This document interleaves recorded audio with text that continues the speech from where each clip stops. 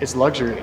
I think it's a street in the nature in which it's conceived or made. It's made downtown Los Angeles. It's again, we don't show like Paris Fashion Week. We don't sell seasonally. So it's street in the way that we approach clothing, fashion, but it's luxury in the hand and the shape and the proportion and the design of the garments. And I'll always fight to say that my point of view on fashion is just as good as any other designer. And I think I'm saying that because I feel like it's not that it's as good or better. I just feel like it's honest and it's different. And I'm saying something that's not being said. I'm always chasing an emotion. So I don't know what my design is going to look like as far as a sneaker, but I know how I want the consumer to feel. And so until I get to that place of, hey, this feels like a Christmas present, or hey, this feels like a solution to my closet, or hey, I can wear this with my jeans. That's kind of what I'm chasing. And so I'm driven by an emotion and a feeling, and that comes through the shape and the proportion and the design and the aesthetics of the clothing. As men, when we want to say luxury, sometimes we get uncomfortable and we buy a suit that's too tight, or we buy clothes that are the wrong proportion to speak to luxury. And so I'm attempting to create what's considered luxury and still be yourself and still be comfortable within those pieces.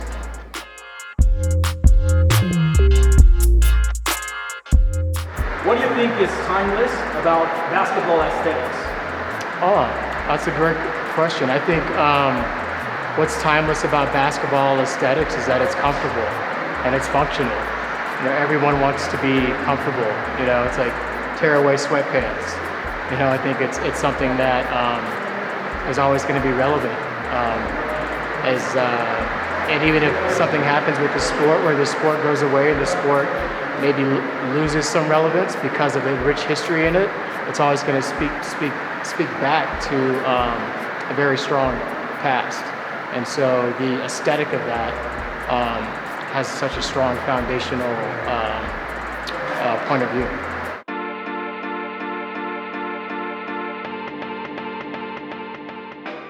I like to high-low. Like, I wear my essential sweatpants all the time, and then I'll wear like $1,000 jacket that is that we put a lot of like love and attention to detail into. And I like to mix my stuff, and so I think subconsciously in working with Nike and Essentials and Mainline, I've kind of made this high-low where I can mix all these things that I like together and still kind of speak the same language, if that makes sense. One of the blessings that we've had is we've had some great people that have worn our stuff and don't wear it anymore, but we're not tied to those people. And I think that we kind of create our own language and our own foundation. And like what I'm charged with every collection is like, what's the new solution? You know, what's missing from that kid's wardrobe? What does he need now that he can't find on the racks? And that's, you know, that's fear of God. You know, we can't be reactive. We can't follow trends. We have to kind of take risks. I think this whole Nike project was like a risk, and a new silhouette, a new shape, and a new basketball shoe that the kid doesn't know how to wear. You know, he has to like learn how am I gonna wear my jeans with this? Or which shorts am I gonna wear with this sneaker? You know, we can all buy a Jordan 1 and we know how to pull that off. But a new shape, a new idea, like takes some time. And so I think that we're just like, I feel a responsibility to continually just propose something new.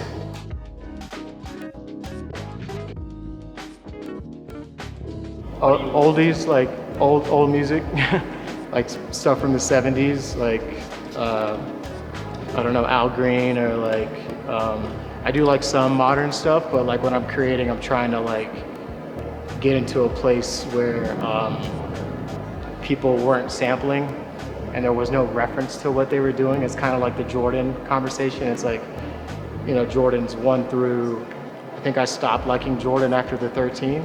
So like there was no reference for those shoes. They were all like new ideas. You know, it's like saying a new thing. And I think now we're in a world where musicians are sampling and shoes are getting colored up, and there's not the newness that maybe was back in the 70s in the music that was coming out back then. So I like to listen to that when I'm in a creative zone. I think it's like vintage shopping. Like if you go like, hey, I'm trying to find this like 86 Metallica t-shirt, you're never gonna find it. So you have to just go vintage shopping, just open to what you might come across. If you come like with too much of an anticipation or like a desire, I think it just, you're never gonna hit that. And so I think I just came like without expectation.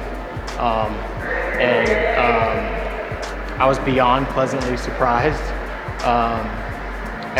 From every restaurant that we went to the pyramids that we went to go see this morning, to Diego's museum.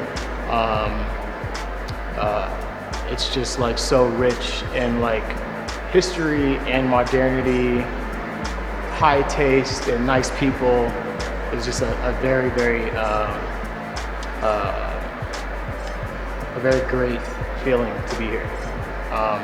And it's also nice to be here and feel accepted. I think we all want to be like loved and appreciated. And I've never shown in like Paris Fashion Week, and I don't have a desire to go outside of where like I'm loved or wanted. And so when I heard that Mexico City wanted me to come, I was like, yeah, then that's where I want to go. I want to go where the love is at. So.